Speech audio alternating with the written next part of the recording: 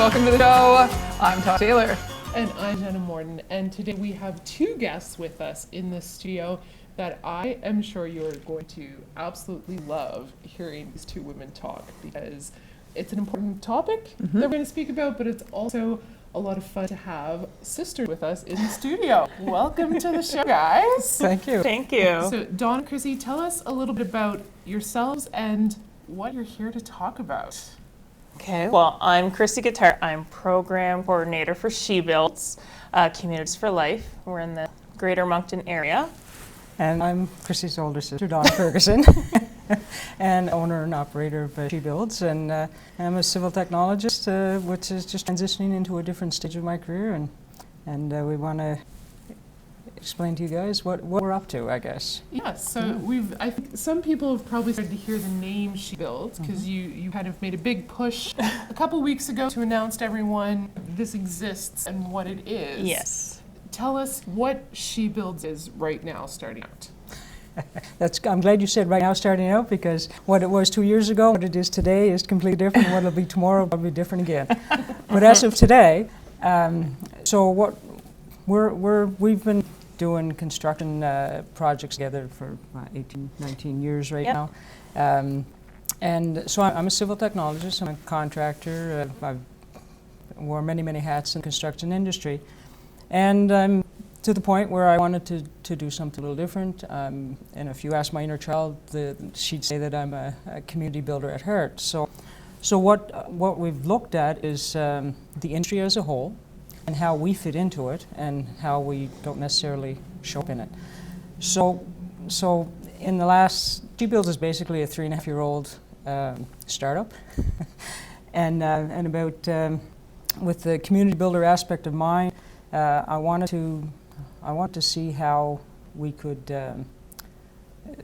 address a couple of. We don't like just address one problem at a time. We like to multitask. So we looked at what are the issues out there, and one of the issues is the lack of tradespeople, which is here. It's now, and it's really exploding in this last in the COVID times. And the other thing is the affordable housing crisis, which again has really the spotlight has really been on it here lately. And when we look at it from a female perspective, we realize that women are very underrepresented in the industry, and very overrepresented in the housing situation.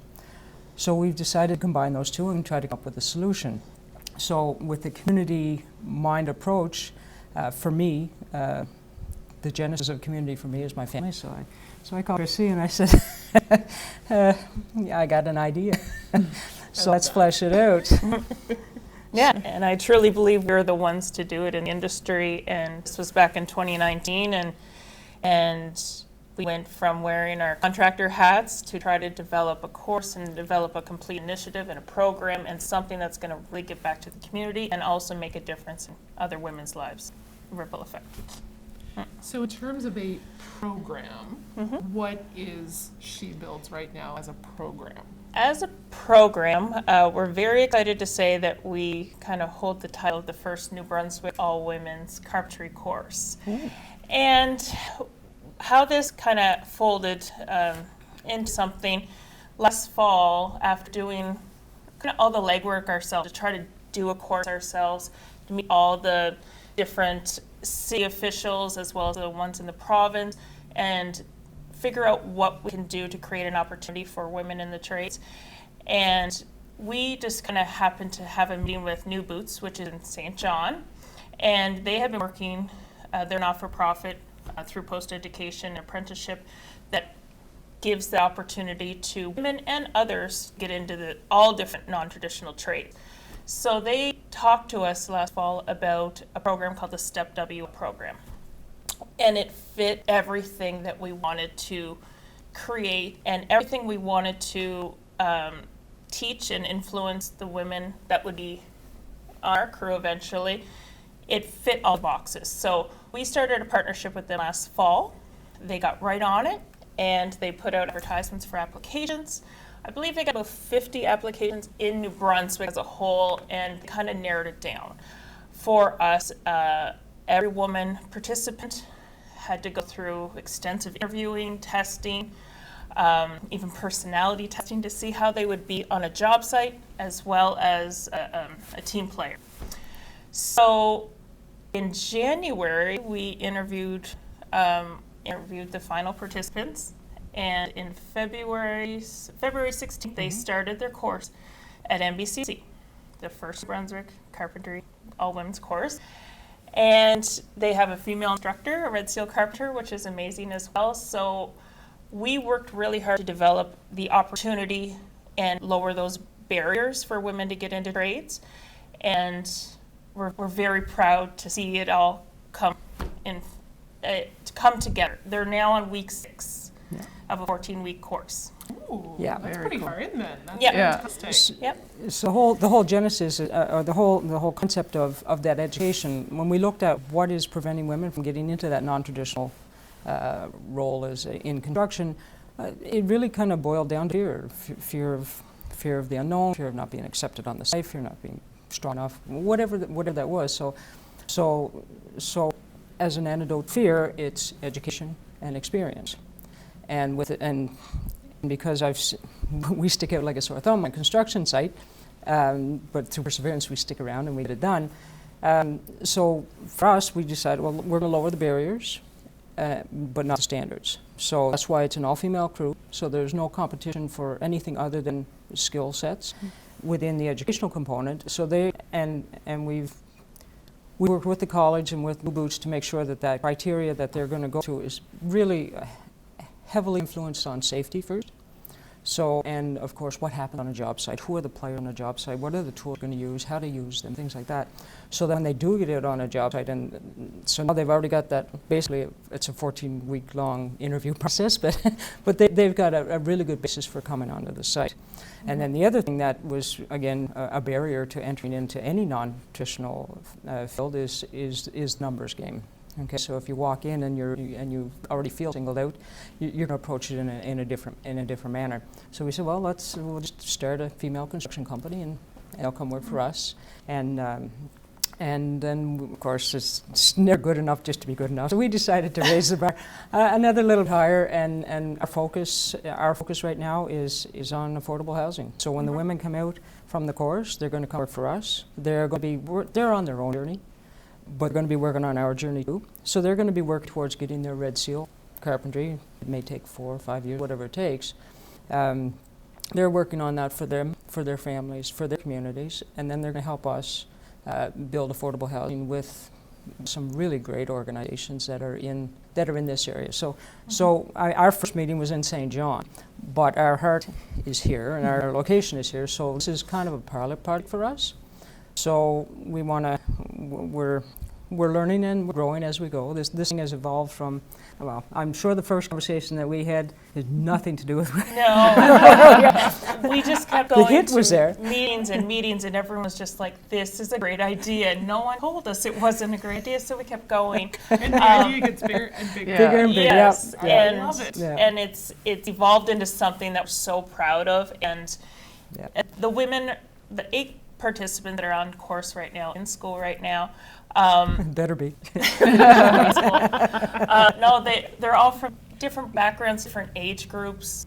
We have some that were at a desk job for 20 years, some that left university for this opportunity, some that were stay-at-home moms for 20 years. They didn't necessarily have the resume of a contractor. They just had the hopes and dreams that I want to be on the construction site. And no matter what they were doing at the current moment, they're like, this is my dream, and I want to do it now. Now is the right time. So they kind of stopped everything to be a part of this course, and they love it, and they're so excited. And even though it's week 6, they've already had first aid training, a lot of safety training, their math essentials. We also had Wes in workplace essential skills. And that was a big component for this group, for, again, the barriers, because they work a lot on self-worth, self-esteem, confidence, and working as a team. So we're very, very happy to have that connection with them as well. And also, New Boots provided all their safety gear and their work boots. And so we have really worked together with our partners to set them up for the ultimate future. And the sky's the limit. Once they get to on the job site and work their way up to Red Seal, they become a part of a really exclusive club in New Brunswick because we are at the lowest numbers for women in skilled trades. We're at 4%, but that's not just construction. That's mechanics, operators, welders. So if you think of the construction numbers, it's way lower than that. We're the lowest in Canada. And we shouldn't be because we have the most talent in Canada. With New Brunswick. Yeah. Sorry. No offense to anybody No that's not offense, from New Brunswick. But no, we have great opportunities here, and they have. As soon as they get into construction, you have the opportunity to stay in New Brunswick and work and make what you want, and it's a great opportunity for them. So we're trying to get the members to that exclusive club. And the other thing, I mean, it's an ongoing battle. It's pay equity. Construction is a perfect model to get pay equity because you're paid for work, for items of work, whether it's per square foot or whatever that is. So if you can do the work, you're going to get equal pay. Like you're not going to get discounted because for any reason. Yeah. So it's bigger than us, and which is great because that's what it's supposed to be. Yeah, absolutely. Yeah. So you had mentioned in their interview process, they have to like show how they'd act on a job site. What do you mean by that? Not necessarily. Maybe we should talk about how we had to go through the same process. Yeah, had to you've take been there. this too. You've been there and you've worked on the job sites. So what Yeah. exactly does that mean? Well, in regards to the test, it's something that New Boots kind of put together as well as West Training did. They did their own test. And it basically teaches you how you react to problem solving from whole, and then you can understand that maybe the person next to you is more task-oriented. They don't talk as much. They're focused, and if they have a problem, they just ask questions. And then maybe the person next to you asks questions every 5 minutes, and they need to know what's going on. And they might put more heart and soul into what the project is, and the other person might put more of the stats and the math, and everything has to be. That would be. Yes. So it's just a different way to learn how to deal within a team because team. unlike probably any other course that has been out there, like your college experience, these women are going to school together, so they're together for 14 weeks, but then they're all being hired upon successful completion to the same company. So they're going to be working together too. Right. So they really have to learn how to get along with each other. But when it comes to a construction job site, it has come a long way. We've talked to many that have been on the site 10, 15 years ago, and there was a lot more. You had to be very tough to deal with the attitudes, potential criticism, sexism, and all of that. For us, I feel like we've been a little bit. We've been blessed. We've been a little bit more sheltered because we've always been in the boss roles, and the men have been working for us. But they always look. Yes. The trades are great. Yeah. And it's always isolated cases that you hear about Yeah. that sets a standard. Well, that's not the standard. Yeah. So when we talk about non-traditional, really we're just creating a new tradition. It's not. There's horror stories, absolutely, but there's horror stories in any culture. Non-traditional You know, trades. so it's just we're just making sure that we're going into it with our eyes open, that the women have the best basis that they can to Yeah. be successful. That's Well, you said That's all you're we can do. taking away that fear factor of getting into it. Yeah. Because once you're Yeah. into it, you know Yes. Yeah. all the good things and you know what you can do within that industry. But if you feel that barrier before you start, you don't get started. because you And- can't cast your mind. Yeah. Right. Back in 2009, Donna was a part of a program through Post Education that was Partners Building Futures, and that was the first meeting that we took when we decided, okay, we're going to do this. Well, we're going to go to St. John and we're going to talk to the ones that ran that, just to see the pros and cons of how it worked 10 plus years ago. So she did tell us one story where they were all good at the course. They did a great job at the fundamentals of the course. But graduation day, they were split up and put on different job sites. So soon as the participant goes onto the site, become a plumber, and she's surrounded by a whole group of men, many didn't make it past day one because it wasn't so much of how much you know at that point. They were kind of, the barriers were there where everyone was kind of looking at them. So that was one thing we really paid attention to.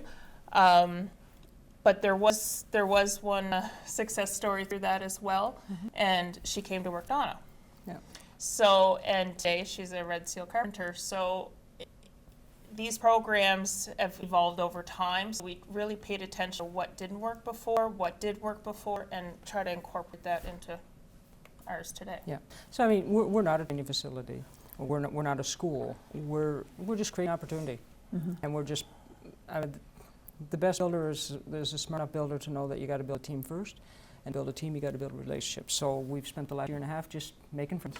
That's we work. So many friends, so little time. That's awesome, though. That's awesome. Yeah. So let's move into your affordable housing project that's happening. Let's talk about that. Where, what's happening? Where? Well, there's obviously things that I can't say because Yes. I won't get ahead of the not-for-profits that we're working with. It's their announcements to me. But I will say that in this whole process, it's like we fell into this amazing group of people that are trying to do really good in their communities.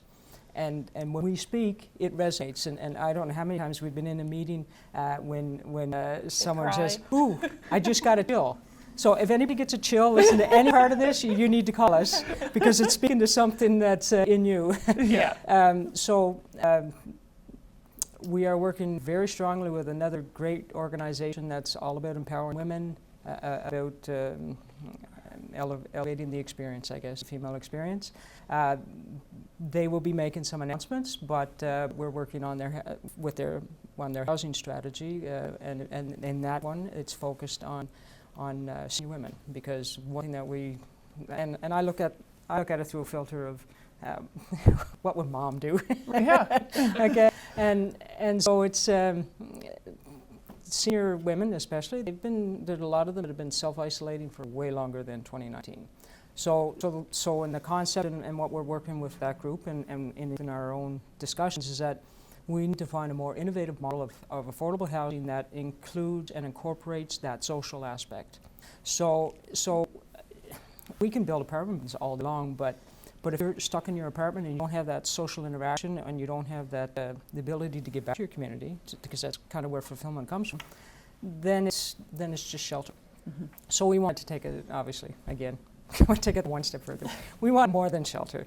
We want a place, and one of the concepts that we're working on with this great group, and I hope that when they get things fleshed out that you have them on and they'll talk about it. Done. Okay, perfect. So that's more of a campus arrangement. Maybe we have 2 or 3 buildings that have 10 micro-sized units. And when we talked about micro-sized units, I always thought Chris could be a great micromanager, but About 500-600 square feet. yeah. So you don't fit in 500-600 square feet. No, but your life does not. No. That's like your vehicle. Yeah. I traveled with Chris. Yes. But she can pack that thing. Yes. Yeah. But so maybe it's like 10 units that are smaller around a core, and so just maybe a great big living room.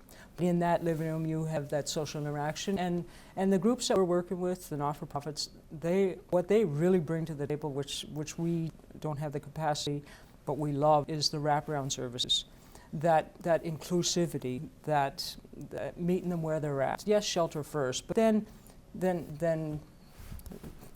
you become a family, community and family. There's no difference in between the two. So.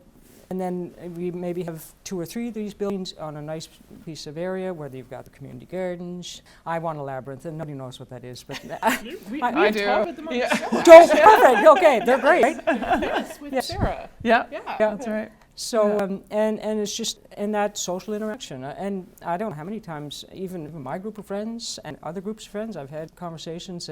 Some people call it living intentionally, where you get a group of friends together that they don't see themselves winding up into designated senior homes or whatever, but they see themselves more as they're a family of friends and neighbors, and they want to live together and they want to share things. They want their own space. So that's kind of the thought process. So our thought on what affordable housing is, it's kind of flipped on its head. So it's not, you can't make it cheaper, Right. but you got to make it smarter. So the the 55 plus senior women's housing, you're probably going to see it be high end, solar panels, geothermal, all the passive solar design, all of that, because it's not enough to make it affordable, you have to make it sustainable. And you got to get people a place to live and be very safe and secure, but also a place where they can thrive. I was just going to say sustainable in all senses, Yeah. not just the sense of the energy sources, It's but not sustainable as a community. That's right. I can totally picture it as you're talking, and it's so exciting. It's just It kind of reminds me of, when you're like a teenager and you're figuring out what you're going to do with your life and you're like, I'm going to live next to my best friend and there's going to be a tunnel underground so we can go back and forth. This is just like the way cooler version of This is that. our version. Yeah. Just the tunnels. Yeah, just The tunnels. city would never put No. tunnels. gotta keep it a level. Yeah. If we have to come back 10 years from now and say that we have a tunnel community, I'm going to refer back to you. If anyone was going to build a tunnel community in New Brunswick, I'm pretty sure it's you two. Yeah. Oh, are you saying we're digging a hole? I'm saying I have faith that you two would dream big and make anything happen. Well, thanks for the vote of confidence. Yeah. Before we wrap up, which we're going to have to do soon, Okay. I do have one question. Where does this come from? This passion? Because obviously it's a family thing. You guys are sisters. Yeah. Not all sisters have this kind of relationship or come from something that brings this out in them. So what is You give your answer, I'll give take mine. this one. Yeah, okay, fine. Then we'll compare. So, yeah, we are a little bit different of a family, for sure, because, like I said, I've been in construction 19 years, and Donna was in construction for 32 years. And she's the oldest, I'm the youngest. There's a lot of differences between us two, but it's a complex that works, that's shared around passion for construction and passion for entrepreneurship and business and making a difference. And the making a difference part, I would say, we were raised by a great mom. Is that what you were going to say? Well, fine, use my answer. Fine, okay. So Okay, I'll have to expand on it. Yeah. we both grew up in Neppen, outside of Miramichi, and we had a single mom, and when things broke, there was no repairman to come. And we would do projects. Mom, Donna, and I remember I was 13, and we would, if I wanted a new floor in my bedroom, then the three of us would do it. If we needed to paint, it would be us. That was the disco ball years with the black walls. I was 13. Okay, fair. It was beautiful. And also at the same time, we always had the support of her that if we wanted to change something, I was just going to say, yeah, the like fact that you can do that. she Yeah. would go to work and she would come home and the living room would be a different color because I would have painted it, and I was only like 15, and she was happy. There's not many moms. I wouldn't be happy if my living room was painted today, but anyway. For four. Yeah, I Yes. know, before. Yeah. Yeah. But no, she kind of taught us that we could do anything. And even to this day, in her 70s, she still does projects. And if we need something, she comes and she pitches in. Yeah. So amazing. so we come from a long line of really strong women on both sides, and men too. But we're very fortunate. Our parents, for me anyway, I'm a couple It's the same generations older. parents. I know I'm older. It's the same parents. So they never pulled you in a direction, never pushed you in a direction, but they always stood beside you. So that was cool. So yeah, and from it's funny because this process, we have an unofficial motto in our family, and Mom and I turned her spare bedroom this Christmas into a Santa's workshop, and we made planters that we give out. And so, but no matter what the project, at the end of the project, we do the same thing. We step back, we look at what we've done, and I'll say, well, it's better than it was. And Mom will chime in, yep, it's better than it was. So that's kind of what I'm going to adopt that for SheBuilds, Yeah. because we're looking at the construction industry and affordable housing. At the end of the day, if we can look at it and say it's better than it was, all the women that are going to go through this process, they're going to be proof that it can be better than it was. So. Oh, what a great way to end the show today. Love that. There's goosebumps she was talking about. So if people want to find out more information about SheBuilds, If people want to find more information about SheBuilds, right now we have a Facebook page, SheBuilds NB. follow us. We can send us a little message if you feel like you are someone who wants to get into the trades. Then we can put you on the wait list for the next course or next opportunity with New Boots and NBCC. But just send us a message if you are an organization or just a woman that really this speaks to you and you want to volunteer at some point. Once the construction starts in May, there might be opportunities where you can come and experience life in construction. Whatever it is, if anything has hit you from this interview, then you just contact us and we will point you in the direction that you need to be in to bring construction into your life. Yeah, we don't know all the answers, but we know a We know whole lot lots of great people. Yeah, that's key to everything, Yeah. right? Yeah, it It's is. just being willing to keep asking until you find the right person with the answer. Exactly. You guys, this has been such a pleasure. Thank you so much for coming in and spending this time with us. Oh, it was our pleasure. Thank Thank you very you. much.